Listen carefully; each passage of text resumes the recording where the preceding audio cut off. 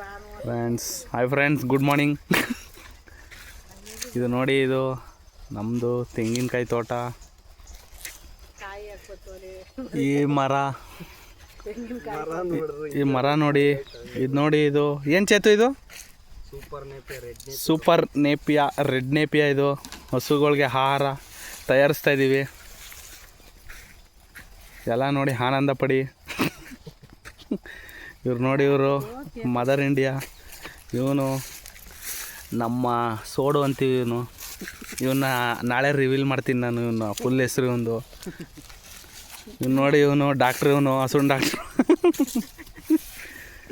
ಎಲ್ಲ ತಯಾರು ಮಾಡ್ತಾಯಿದ್ದೀವಿ. ನಾಳೆಯಿಂದ ನಿಮಗೆ ಏನೇನು ಇಲ್ಲಿ ಗದ್ದೆಯಲ್ಲಿ ಏನೇನು ತಯಾರಿಸ್ತೀವಿ ಒಂದೊಂದಾಗಿ ಅಪ್ಲೋಡ್ ಮಾಡ್ತೀವಿ. ನೋಡಿ, ಲೈಕ್ ಮಾಡಿ, ಶೇರ್ ಮಾಡಿ, ಕಮೆಂಟ್ ಮಾಡಿ.